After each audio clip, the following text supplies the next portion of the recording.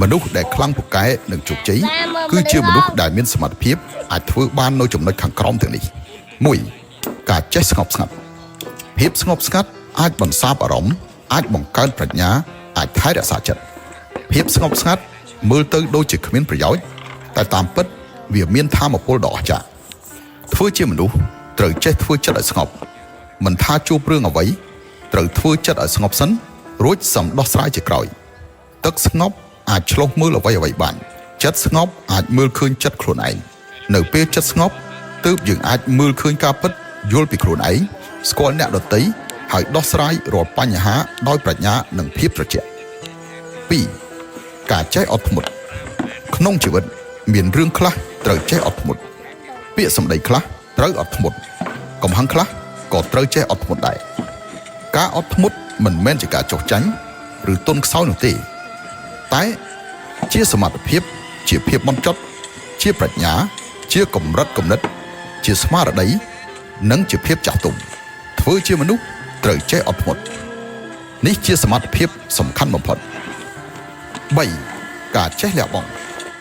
ការលះបង់គឺជាប្រាជ្ញានិងជាសមត្ថភាពលះបង់អ្វីដែលមិនល្អចេញ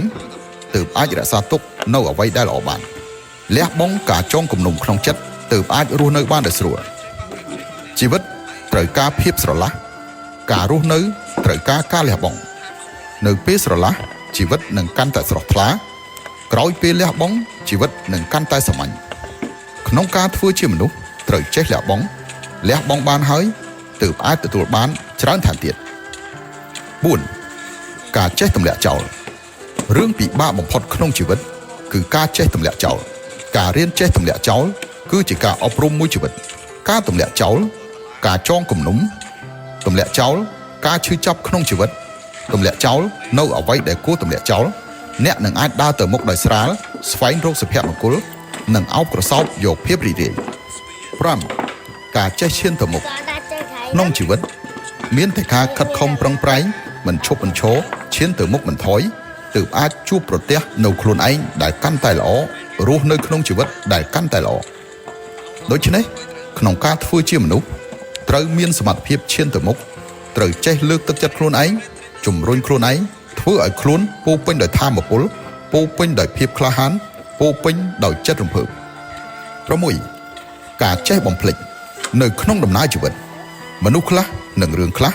បានចូលក្នុងគំនិតយើងคล้ายជាការចងចាំយូរម្ដងនឹកឃើញឡើងវិញស្រាប់តែនឹករលឹកពេលខ្លះអាចសោកសៅពេលខ្លះឈឺចាប់បើអាចបំភ្លេចបាននោះពិតជាល្អខ្លាំងណាស់ដូច្នេះក្នុងការធ្វើជាមនុស្សត្រូវចេះភ្លេចរឿងដែលគួរភ្លេចកុំនិយាយរំលឹកកុំនឹកឃើញកុំគិតទៀតព្យាយាមគ្រប់គ្រងខ្លួនឯងបន្តិចម្ដងទីបំផុតនឹងភ្លេចបាន 7. ការចេះកាត់ផ្ដាច់ក្នុងការរស់នៅ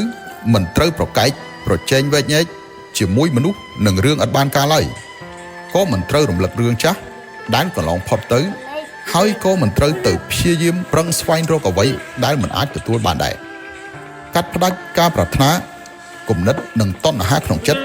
និយាយលាជាមួយមនុស្សនិងរឿងអាក្រក់និយាយលាជាមួយអតីតកាលមិនត្រូវខ្ជះខ្ជាយពេលវេលានិងកម្លាំងលើរឿងអ្វីដែលមិនអាចទទួលបានឡើយ 8. ការចេះដកថយការធ្វើជាមនុស្សមិនត្រឹមតែត្រូវចេះឈានទៅមុខប៉ុណ្ណោះទេតែក៏ត្រូវចេះដកថយផងដែរការដកថយមិនមែនជាការចុះចាញ់មិនមែនជាការទន់ខ្សោយតែជាប្រាជ្ញាដ៏កម្រមួយពេលខ្លះវាជាការរក្សាភាពស្ងប់ស្ងាត់ថយមួយជំហានដើម្បីមើលឃើញផ្ទៃមេឃទូលាយពេលដែលសមស្របក្នុងការដកថយអ្នកនឹងក្លាយជាអ្នកឈ្នះចុងក្រោយការដកថយមិនមែនសុទ្ធតែជាការដើរថយក្រោយទេពេលខ្លះគឺដើម្បីឈានទៅមុខកាន់តែល្អ 9. ការចេះប្រយុទ្ធមនុស្សគ្រប់រូបត្រូវទទួលខុសត្រូវចំពោះជីវិតខ្លួនឯងប្រយុទ្ធឲ្យឈ្នះត្រូវប្រយុទ្ធបើប្រយុទ្ធមិនឈ្នះក៏ត្រូវតែប្រយុទ្ធបន្តទៀតចូលចងចាំថាការប្រយុទ្ធគឺជាការទទួលខុសត្រូវជាការទទួលបន្ទុកនៅពេលដែលអ្នកបានប្រយុទ្ធឆ្លងកាត់គ្រប់ទុក្ខលំបាកគ្រប់ការឈឺចាប់ទើបអាចយល់ពីអត្ថន័យនៃជីវិតទើបអាចក្លាយជាមនុស្សខ្លាំងពិតប្រាកដ 10. ការចេះអត់ធន់ដោយសុភាសិតថាស៊ុបមិនក្តៅមិនឈ្ងុយ ชีวิตมันลำบากมันจุกใจขนมการฟื้นเชื่อมนุษย์มันกรอนแต่เตยใจอดทนปนเอาตีแต่เตยอดทนหน่อยบ้านบ่ฟื้นใบนี้บ้านตืบอาเชียนดอกเพียบจุกใจบ่มันโดยชนะตีกรอนแต่จะการจับดำการอดทนคือจะการเละตุกจะการวักคัดเชี่ยฉันเตะจะการบอกหายคลุ้นจะการต่อสู้หนึ่งเป็ดเนี่ยบ้านฉลองกัดการหลุมบ้าดอกจันฉลองกัดเป็นเวลียงงเงิดบอกพอดนุกชีวิตนั่งตัวบ้านผลลื้อพลือสว่าง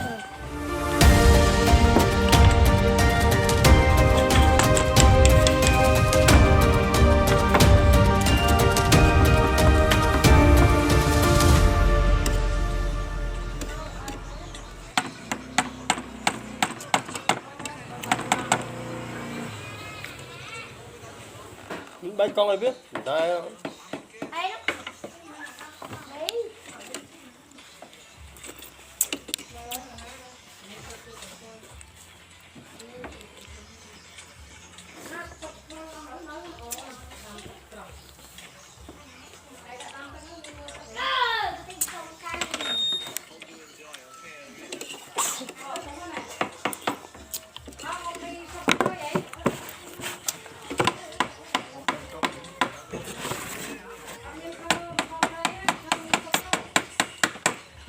đám ba đứa cho em hiền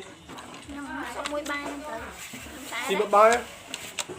Mùi luôn đấy tất cả lại bắt đầu